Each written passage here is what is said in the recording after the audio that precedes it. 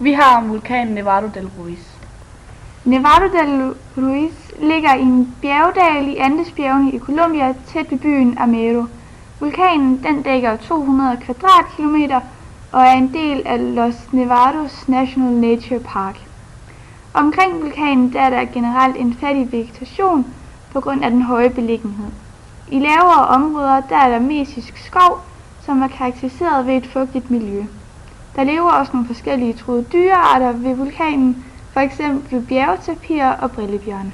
Nevado del Ruiz er en keglevulkan, og keglevulkanen bliver bygget op af forskellige lag af lava og aske. Magmaen er andesitisk og dannes ved destruktive pladegrænser. Det er der, hvor pladerne bliver skubbet ned under hinanden og land forsvinder. Andesitisk magma er sejtflydende og indeholder meget vand.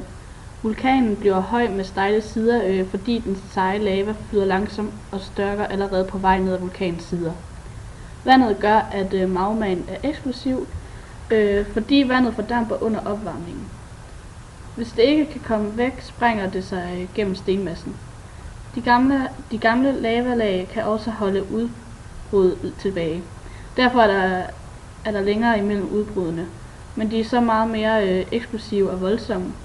Keglevulkanen findes især rundt langs Stillehavets ildring, hvor havbunden bliver skubbet ned under landjorden. Lavaen i vulkanen er en blanding af andesit og dacit. Langt de fleste vulkaner de er basaltisk type, og det er en type, der sjældent skaber store problemer. Det skyldes, at den basaltiske magma den flyder villigt og jævnt, men sjældent hurtigere, end at mennesker kan løbe fra den. Derimod kommer enkelte udbrud fra vulkaner med rhyolitisk eller andesitisk magma. De magmatyper har et højere indhold af silicium end den basaltiske magma, hvilket giver en sejhed og tykflydende magma. De kan skabe en slags prop i vulkanen, der først forsvinder, når trykket er blevet så højt, at vulkanen eksploderer. Vulkaner er ikke altid farlige. For eksempel kan det nævnes, at vulkanen Mount Erebus på Antarktis, der har været et konstant udbrud siden 1992, er en ufarlig vulkan. For at en vulkan er farlig, skal der bo nogle mennesker i nærheden, det kan være farligt for. Derudover er en vulkan farlig, hvis den kommer med meget store eller eksplosive udbrud. Udover det kan der også være farlige gasser ud af åbningen i vulkanen, og disse vulkanske gasser er skyld i 3% af alle vulkanrelaterede dødsfald.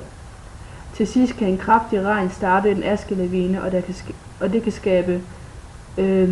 skabe nogle dødbringende skred, som det der kostede 23.000 livet i 1985 ved Nevado del Ruiz.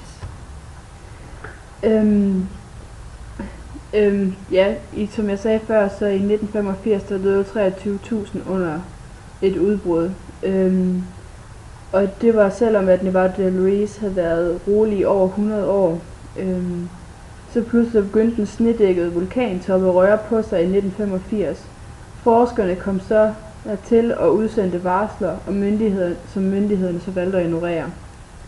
I 2010 mellem december og oktober noterede NGEOMINA, som står for Colombian Institute of Mining and Geology, de optog en stigning i seismisk aktivitet nær ved krateret.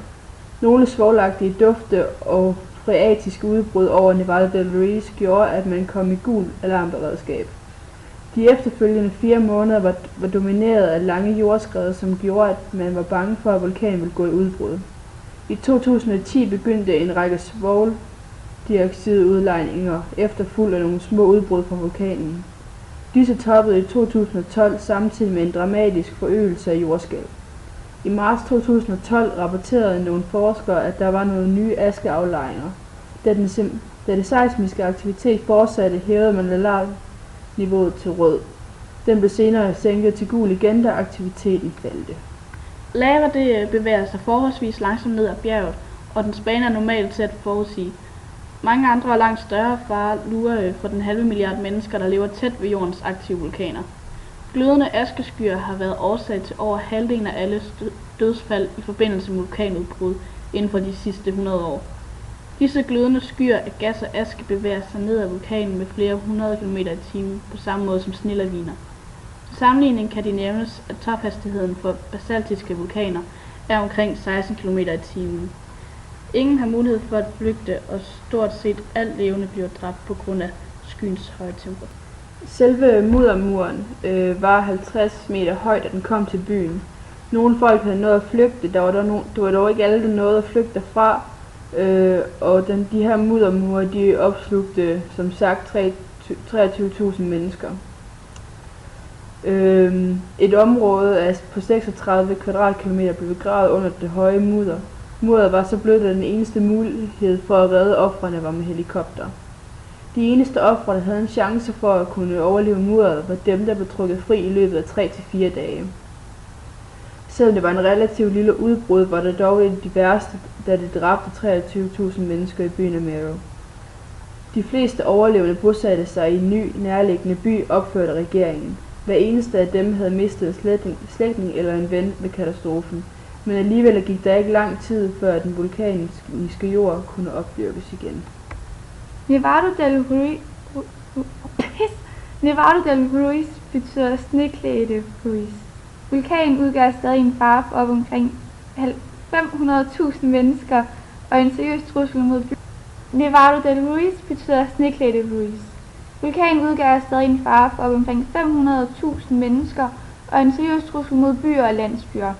Den fare der er højst sandsynligt for nogle små udbrud, der kan smelte gletsjere og starte mudderstrømninger. Hvis gletsjerne smelter mere end 10%, Den fare der er højst... Nevado del Ruiz betyder sneklædte Ruiz. Vulkanen udgør stadig en fare for omkring 500.000 mennesker og en seriøs trussel mod byer og landsbyer. Den fare der er højst sandsynligt for nogle små udbrud, der kan smelte gletsjere og starte mudderstrømninger. Hvis gletsjerne smelter mere end 10%, kan det starte mudderstrømninger med en volumen på op mod 2 millioner kubikmeter. I 2006 forårsagede kraftigt regn et mudderskred ved Ruiz og dræbte 9 unge mellem 12 og 19 år, der var på en spejderekspedition. I 2013 blev der igen rapporteret om svovldioxid aflejringer ved vulkanen.